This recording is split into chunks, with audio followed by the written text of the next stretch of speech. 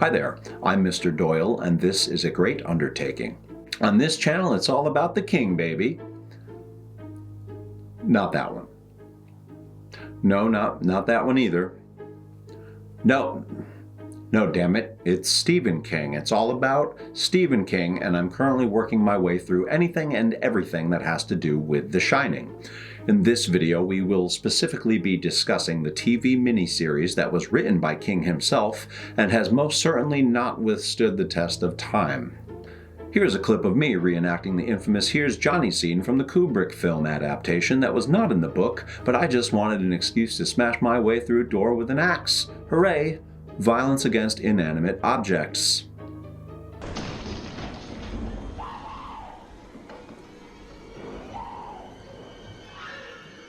Here's Johnny.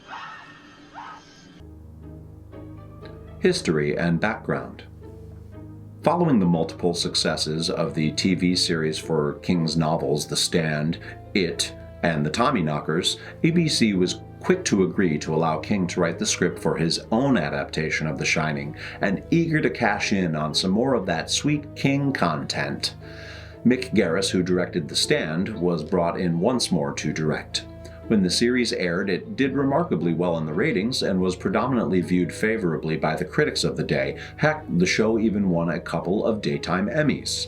This 3-episode TV miniseries of The Shining was King's attempt to get right all of the things he felt Kubrick got wrong back in 1980 with his feature film adaptation. Something that he did to some extent, but King's TV miniseries didn't have the cultural impact that Kubrick's film had. In fact, it's safe to say that King's version had no cultural impact at all. You can't even find this miniseries available to stream online. I tried and ended up having to buy a used copy on eBay for way more money than I wanted to spend. But honestly, any amount of money would have been too much, and as someone who stands hard for Mr. King, it pains me to say that. Turns out King had to solicit permission from Kubrick to readapt his own story and then had to agree in writing to stop talking shit about Kubrick's film. He was, however, permitted to continue publicly complaining about Jack Nicholson's portrayal of Jack Torrance, which he felt was too over the top from the beginning and failed to deliver the downward spiral into madness that Torrance experiences in the novel. King insisted on filming at the Stanley Hotel in Estes Park, Colorado, which was in fact the hotel that had inspired him to write The Shining in the first place. Filming began in March of 1996, and it was planned to begin in March as it is typically the snowiest month for the location of the hotel. However, this was not the case in 1996. Apparently, it only snowed a few times while they were filming, and they ended up having to spend over $100,000 to truck in snow machines from Los Angeles. Is it by the book? One would expect that with King being directly involved, this show would be completely loyal to the source material, especially considering his beef with Kubrick's film. But as usual, when faced with time constraints, cuts have to be made and scenes have to be removed or changed. The show begins on a scene that is familiar to those of us who've read the book, but it doesn't start off the same way the novel does, so already there are structural differences. The differences don't stop there, but there is dialogue straight out of the novel. The characters we meet are true to the source material, and King was sure to keep the themes of alcoholism and familial struggle in this version, something he was upset had been omitted from Kubrick's film. Overall, this version is far more loyal to the novel as intended, only it is loyal to a fault in some ways, and when it strays, it makes for some of the worst parts of the series. We continue to experience plenty of familiar scenes that are rearranged and reordered. However, something this version does that the book does not is show a number of these silly little moments of doors closing by themselves or lights turning on when the characters' backs are turned. It's like they were trying to tell the audience, "Look everyone, the hotel is haunted. See, look at all the little ghosty things that are happening." It was completely unnecessary, and like they thought their audience would be too dumb to piece it together without providing these obvious examples that the Overlook was haunted. As opposed to the distant apparition that Danny's imaginary friend Tony is portrayed as in the novel, in this series, Tony is portrayed as a very distinct floating nerd. I'm also realizing right now that this is the first time I've mentioned Tony. I didn't bring him up at all in the other videos. Whoopsie! Anyway, Tony, isn't some vague human shape that passes along even more vague warnings to Danny as he is in the book.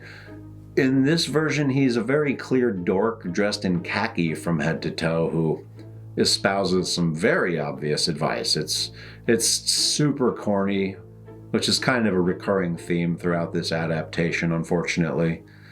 I'm not sure if it's the fact that I know the story inside and out, but most of this show was just extremely boring. I mean, it has its moments, but for the most part, I just found myself waiting for them to pick up the pace. There is something to be said about King adaptations that don't follow the novel scene by scene and take some creative liberties. It gives them the advantage of being unpredictable and catching those of us who have read the book off guard. As much as us King purists like to complain about it when the movies stray from the source material, I think it's time we all admit that when you already know everything there is to know, it takes a lot of the excitement out of it, and this adaptation is about as predictable as they come. Sure, there are subtle changes here and there, but by the second hour in, I was really hoping for anything to surprise me that wasn't just a bad idea. In this version, Jack is very suddenly menacing. There is no slow descent into madness, no development toward Jack becoming unhinged. He's just acting a bit crazy with no real reason or explanation. He seems threatening and irritated, but just because, I guess. And then Wendy is like, "We gotta get out of here." I don't know how I know that, but I do. Like, almost immediately. Once things do start to pick up, they move, like, really fast. I wanted them to pick up the pace, but this wasn't what I had in mind. Be careful what you wish for, huh? Anyway, I just couldn't wait for this to be over. I honestly don't know if better actors or a different director really could have made a difference, but this version just drags on and on. Sure, it's much more loyal to the novel than the Kubrick film, but if I'm being honest, the Kubrick film is so much more enjoyable by every measure. And it goes without saying that the book is unquestionably superior to this adaptation. Soundtrack. There are all of the eerie horror movie score tropes, swelling strings, and the occasional thundering clash of brass. Pretty standard stuff. Nothing at all noteworthy or beyond conventional expectations for something in this genre. It's not bad, but it brings nothing new or fresh to the table. Cast and acting. The cast is mostly unknowns, although some of them were recognizable at the time. Steven Weber, who plays Jack Torrance, is definitely the best actor the show has to offer, but it is a decidedly low bar. Honestly, he gets convincingly scary at the end of the show. I didn't think he had it in him, but Homeboy is legit terrifying at times, but then manages to come off as a second-rate Jim Carrey in the next breath. Don't get me wrong, no one in the show is entirely terrible, except for one guy, the guy that plays Stuart Ullman, the Overlook's manager. This guy's a terrible actor. I forget his name, but he certainly does present the air of an insufferable prick, which was the goal, I guess, so there is that. Rebecca De Mornay's Wendy couldn't be more different from Shelley Duvall's portrayal. She is the headstrong, blonde trophy wife that King had originally intended her to be, and was handpicked by King himself. She's good in the role, and she holds it down. The kid that plays Danny is pretty goofy. I'm not poking fun at the kid. Okay, alright, I am a little. But it's like he legitimately can't close his mouth all the way. His upper lip sits like 2 inches above his teeth. I don't know, it weirds me out. I don't like his face. I know, I'm a terrible person. He also sounds like he is perpetually congested. Maybe his upper lip is blocking the airflow to his nose. Melvin Van Peebles reliably plays Dick Halloran and does a decent job, but he is no Scatman Crothers. King himself makes a very brief but appropriate cameo in this series as the conductor of the band in the Overlook Ballroom. He doesn't have any dialogue, but he fits right in with his greasy hairdo and pencil-thin mustache. Special effects. The makeup and practical effects aren't terrible. In fact, one of the 2 Emmys the show won was for outstanding makeup. Overall, the use of computer-generated special effects is minimal, and the film relies more on practical effects, makeup, and acting to get its point across. That being said, let's talk about those topiaries. From what I understand, Kubrick opted to include the hedge maze in his film as opposed to the moving animal-shaped topiaries from the novel because he felt that it would be hard to make the movement of the topiaries look realistic. Well, they try it in this version, and oh boy, Kubrick made the right decision. What a terrible display of early computer animation. Even by 1997 standards, it's just laughable. I mean, Jurassic Park came out 4 years earlier, and those effects still hold up. So I have to assume that this show's limited budget was to blame for this god-awful mess. Nothing ruins the suspension of disbelief like very obviously terribly executed CGI. Final thoughts. Yeah, don't do what I did and go out of your way to track this down. It's not the worst King adaptation, but it's far from the best. Just read the book. If you've already read the book, just read it again. It's a much better use of your time. You know, it's adaptations like this that make me appreciate film adaptations that, while they may not be entirely loyal to the source material, they manage to find a balance of what translates best to the medium of film while also straying from the original path on occasion. Not everything from the book needs to make the cut. Honestly, if I had to choose between the King TV miniseries and the Kubrick film, I'd take the latter without hesitation.